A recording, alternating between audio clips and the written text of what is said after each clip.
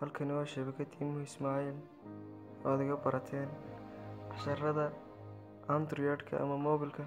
Maanta waxaan halkan kusoo gudbinaa sida loo hagaajisto ama loo habaysto mobile data ama ku isticmaalka kaarkaaga aad ku hadlaysid mobilkaaga internet ahaan.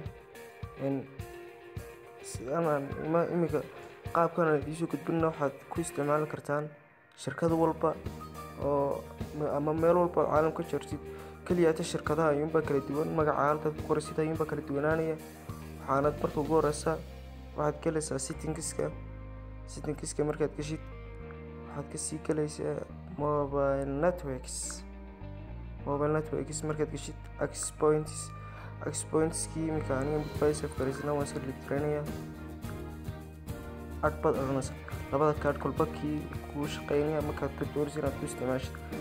kaadh walba ma doonaya inaan ku isticmaalo aad baan oranayaa magaca shirkadda aan ku qoray Telesom isticmaalsid Somtel Guris kaadh kolba ka shirkadda isticmaalsid baad ku qoraysaa. anu shirkaddaasaan isticmaalayaa labada meelood oo kala hooseeya intaas ku qoraysaa. horta shirkadda magaceeda waa nameka APN kana magacaas ku qoraysaa. hoos baad u dhaadhacaysaa halka authentication tip ku qoran tahay bay galaysaa jaab baad ka dhigaysaa.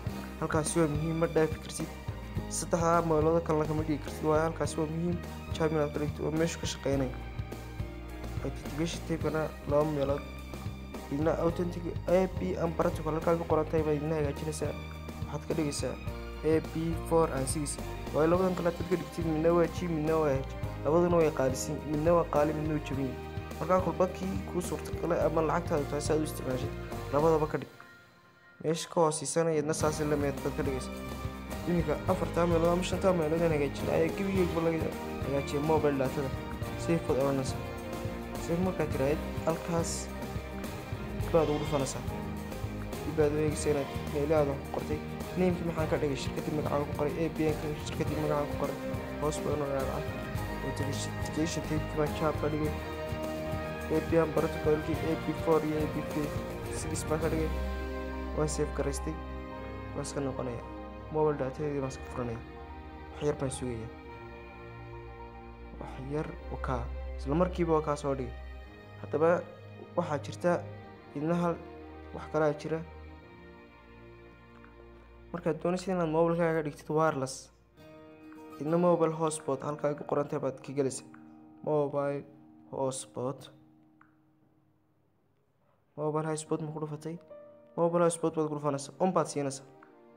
markaad on siisid inka mobilkaaga saas wireless ku yahay. laakiin si aad ama password ku xigtid ama magac ku qoratid more production configuration baad ku qoraysaa. magaca halkaas ka bedelaysaa. imika magaca shirkadda kale ku qorayaa hardware device baad kartaa dadku ma arki karaan ama caadi baad ka dhigi kartaa. passwordkina halkan baad kaga qoraysaa. AP2 open ka dhigmaysa dad open ka dhigtid password kuma xidhna markaa. hadda laakiin AP2 PS ka dhigtid password baa ku xidhan. passwordka xagga hoose kusoo dhigaya waad gashanaysaa.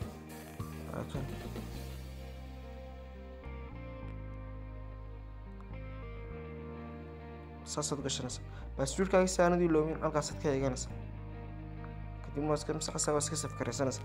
imika mobilkaaga saas wireless ku yahay internet datadiina ugu hagaajisan tahay. dadku ag jooga oo isticmaali karaan computer hadii lagu isticmaalo cid walba ka isticmaali kartaa.